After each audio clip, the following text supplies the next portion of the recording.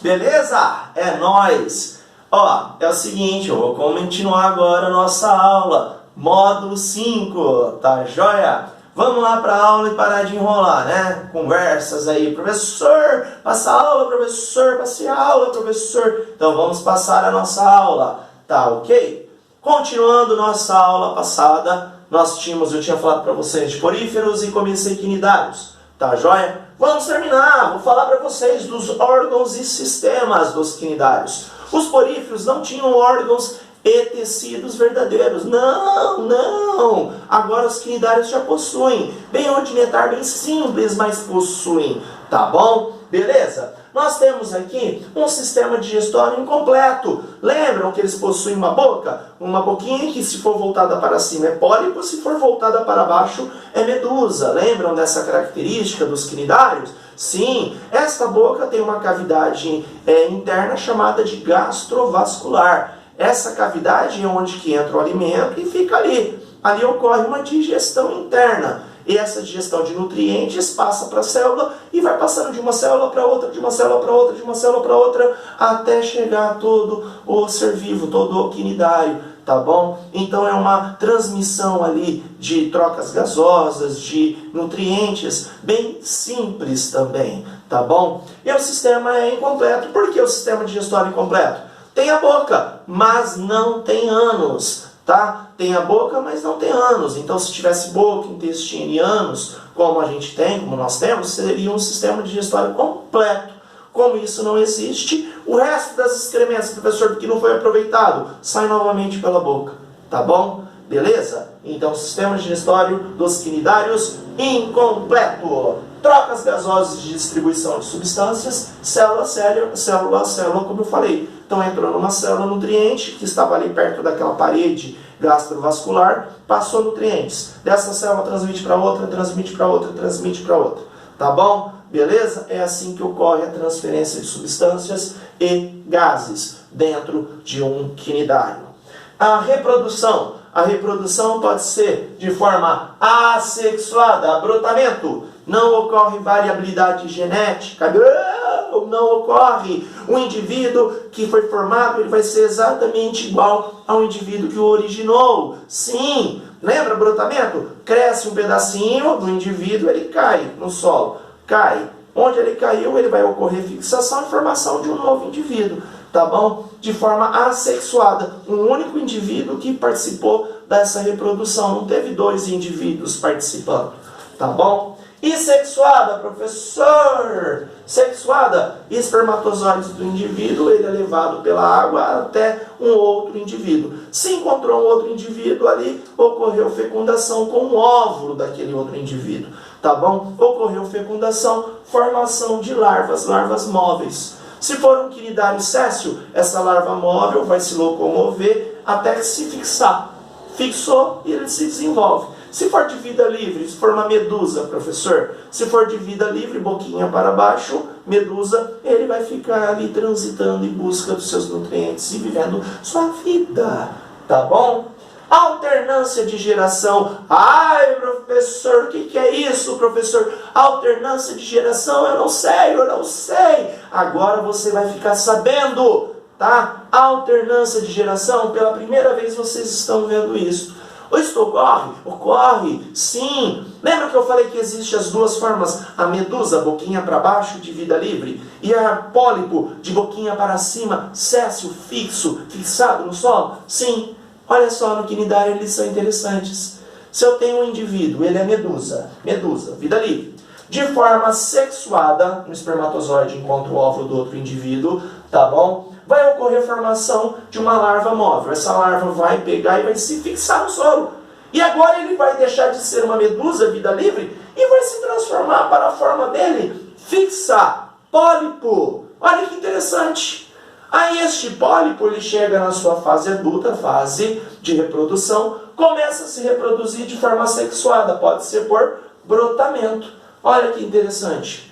Aí ele se reproduz ou então ele joga e lança larvas, tá? Ocorre uma reprodução dele de forma assexuada e o indivíduo formado, agora ele é uma medusa, novamente. Olha lá, formou-se um outro, agora ele é uma medusa. Então essa medusa, na hora que vai se reproduzir, forma pólipo, tem a forma pólipo, o pólipo se reproduz e forma novamente medusa. E fica se alternando a cada geração, a cada indivíduo formado.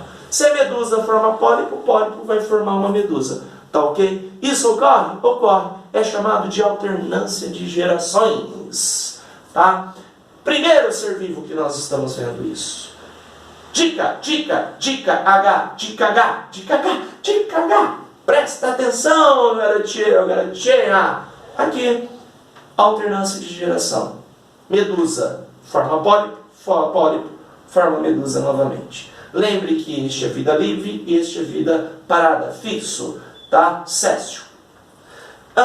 Plateumintos. E com isso nós terminamos os quinidários, tá? Era só isso que faltava para a gente falar. Agora falando de plateumintos, vermes achatados. Podem ser vermes pequenininhos, que nem a planária, ou pode ser vermes grandões, como as tênias. Tá joia? São os dois grandes representantes dos plateumintos. A planária, por ela ser bem simples, olha só o formato dela. Professor, eu estava vendo lá o desenho da planária, mas o senhor desenha muito ruim, hein? Ah, galera, a gente faz o que pode, né? Nós fazemos o que podemos. Olha só, mas já dá para você entender. Sim! Olha que interessante a nossa planária. Ela possui 2 olhinhos, professor! Não, não são olhos. São chamados de ocelos. Por que ocelos? Não são olhos, eles não conseguem identificar uma imagem, não conseguem identificar objetos, nada disso. Simplesmente esses ocelos, eles possuem uma orientação à luminosidade, a estímulos luminosos. Ele consegue identificar a luminosidade, só isto. Ambiente local mais escuro e mais claro, tá? Ele só tem isso de identificação, de visão, uma falsa visão, tá bom? Por isso que são chamados de ocelos. Não são alienígenas, não! Professor, cadê a boquinha dele aqui? Professor, não! Também não tem boca aqui nessa extremidade perto dos olhinhos. A boca é diferente. Se vocês olharem, tiverem curiosidade de olhar aí no modo, você vai ver que a planária é chatadinha, a boquinha fica embaixo. Fica aqui embaixo a boquinha. É, a boca deles, olha lá. Aqui é a boca da planária. E por aqui que entram os nutrientes, o alimento. Tá? Entra, cai no tubo digestório, onde ocorre ali a absorção e a digestão interna do alimento, tá? E esse alimento ele é passado por alguns canais que vai fazer a distribuição deste alimento, beleza? Ah, professor, ele não tem ânus! Não, não tem ânus, não tem a saída por ânus dessas excretas do que não foi utilizado na hora da sua alimentação. As excretas saem também pela boquinha dele, tá bom? E é por isso que nós dizemos que o sistema digestório é um sistema digestório incompleto. É um sistema digestório incompleto, tá bom? Incompleto, só tem boca e tubo digestório, não tem ânus. Se fosse igual nós, boca, estômago, esôfago, estômago, intestino fino, intestino grosso, intestino delgado, intestino grosso, ânus, nós temos todo um sistema digestório completinho. A planária não! Mas a planária já tem algo interessante. Ao redor dela ele possui uma rede, um cordão nervoso, sistema nervoso primitivo, mas possui, isso é uma grande evolução, possui também, aqui galerinha, aqui uma pequenas glândulas, algumas coisinhas, estímulos cerebrais, sim, tá? Então nós estamos falando de um ser vivo um pouquinho mais desenvolvido, já possui um sistema nervoso primitivo, rudimentar, mas possui, beleza? E outra característica das planárias, se eu passar uma linha aqui cortando ela exatamente a parte de cima, exatamente igual a de baixo, possui o que nós chamamos de simetria. Passe uma linha aqui, você vai ver, nós somos externamente simétricos, tá bom? 2 ouvidos, 2 olhos, olha que interessante. Nós temos uma simetria. Só a parte interna do nosso corpo que alguns órgãos são únicos, mas em geral são duplos, né? 2 pulmões, por exemplo, um de cada lado, né? Nós temos uma certa simetria. Se você pegar a planária, ela é simétrica. Essa simetria é chamada de simetria bilateral. Protonefrídeos e célula-flama estão ali responsáveis pela eliminação de excretas. O que você foi gerado dentro do organismo desse ser vivo, por exemplo, amônia, compostos nitrogenados, vão ser eliminados. Trocas gasosas vão ser participados pelos protonefrídeos e pela célula-flama. Células-flamas, elas direcionam, elas fazem com que esse fluido, esse fluxo de excretas cheguem até os tubos. Esses tubos são os protonefrídeos, são canais que promovem a excreção, a eliminação das excretas. Fossem tubinhos aqui na lateral, nas laterais, na lateral da planária. Tem uns dutos, uns tubinhos, que é tudo direcionado para esses tubinhos, tá? Que são os protonefrídeos. E através da pele, buraquinhos na pele, é eliminado essas excretas. E também vai fazer as trocas gasosas. Então a respiração é uma respiração cutânea. Olha lá, respiração cutâneas. Trocas gasosas, também através desses buraquinhos. Tá? Então eles têm pulmão, professor? Não, não tem pulmão. Planária não tem pulmão, não tem um sistema respiratório completo? Não, é muito simples. É através da pele que entra oxigênio e sai CO2, tá ok? Só que isso ocorre, as trocas gasosas, não necessariamente somente esses gases, outros, tá bom? Que são eliminados e absorvidos.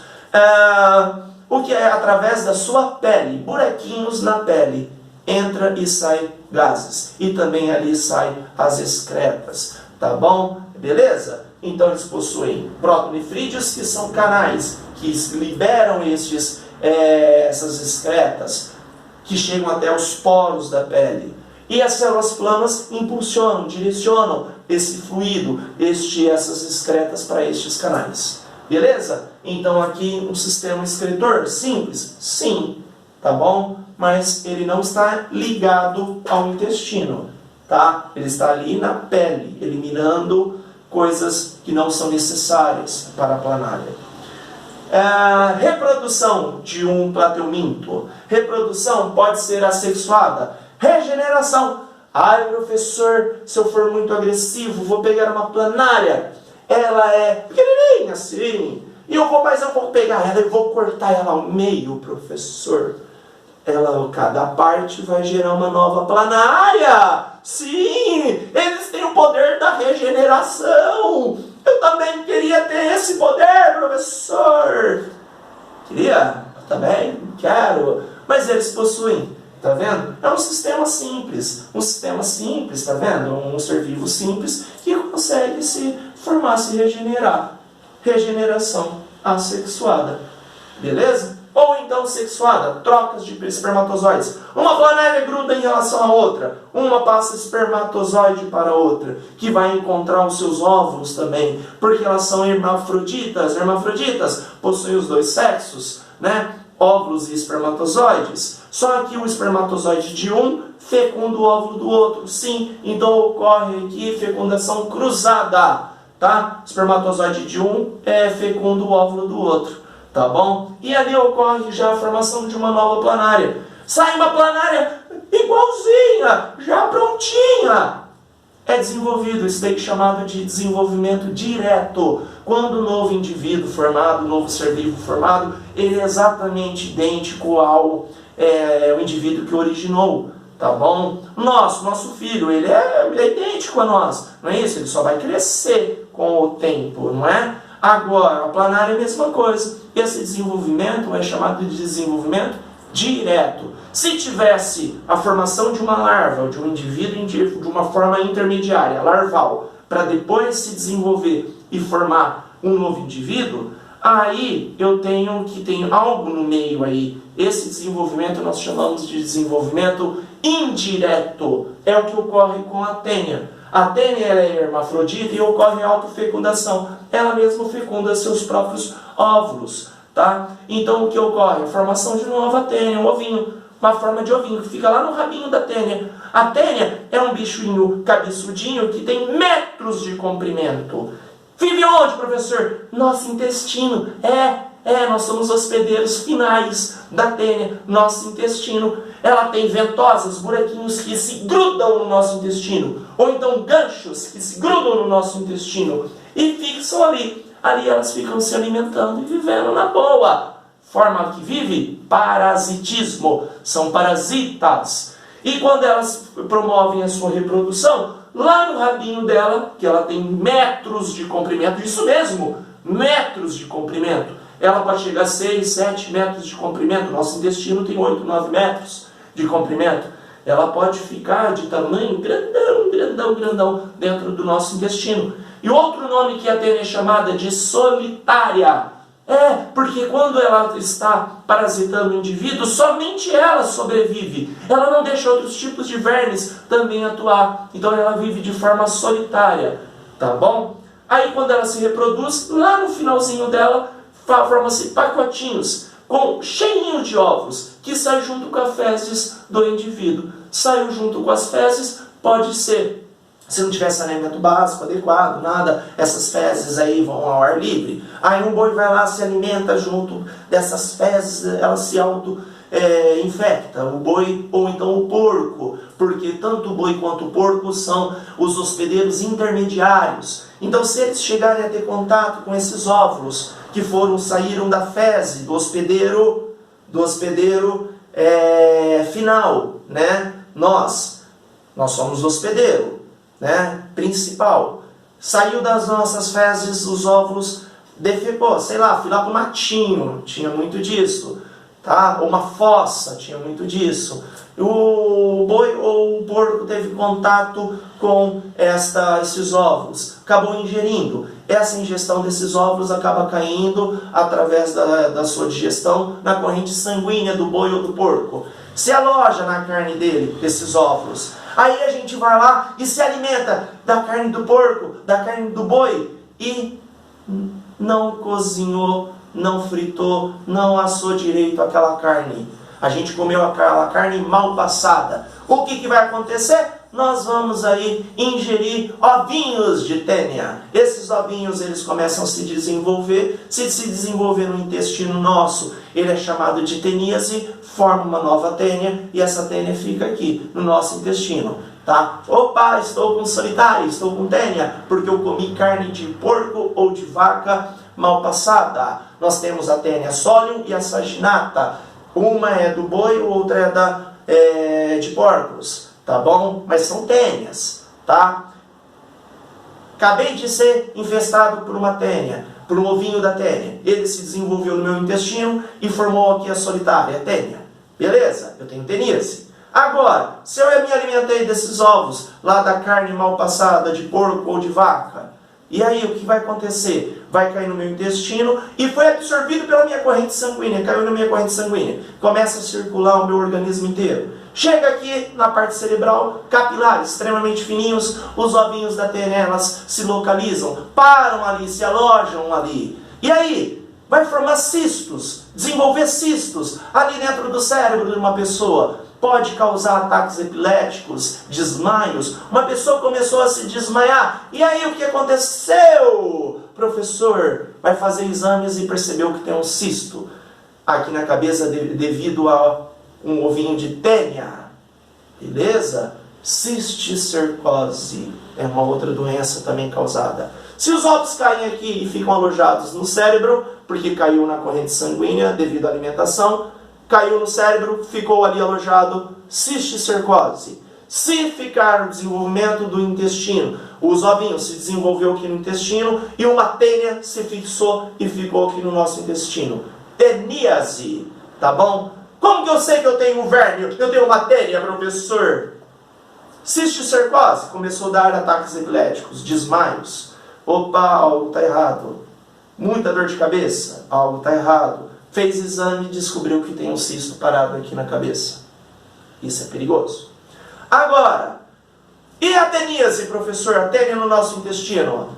Começou a dar diarreia, começou a comer pra caramba, e magrelo, emagreceu muito. E uma fome danada. Tem verme, tem bicheira esse mineiro. Vamos fazer exames de verme. Você tem que fazer periodicamente exames para vermes, tá bom? Tomar remédios a cada 6 meses para vermes, tá? Porque não existe um único tipo de verme, não existe apenas a tênia, existe outros. Oxiuro, lembram ou já ouviram falar? É do bichinho do coça-coça. Um dia eu explico para vocês quando a gente falar dos oxiuros. Beleza, pessoal? Tá joia?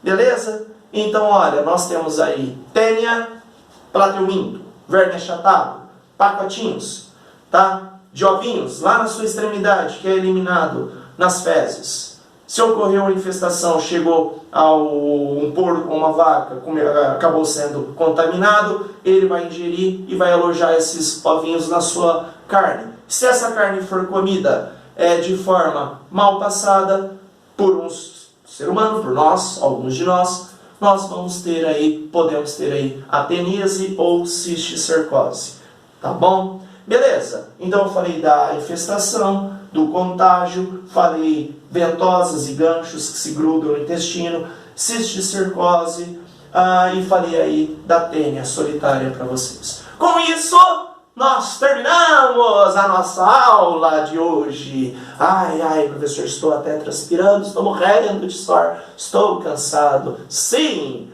tá? E você aí também. Galerinha, se as nossas aulas estão legais, se tem alguma coisa para falar comigo, professor, não entendi algo, por favor, se comuniquem comigo. Mandem lá no zap, professor, tá da hora a sua aula. Não sei o que, tô com saudade. Eu também estou com saudade. Não vou falar de nomes porque eu vou esquecer algum de vocês aí de comentar o nome, aí você vai ficar chateado comigo. Mas estou morrendo de saudade de vocês. A turma é bacana, gosto demais de vocês. Tá bom? Até mais, pessoal. Até a próxima aula. Próxima aula eu vou falar para vocês exercícios do módulo 5 e começar o módulo 6. Fui! Até mais!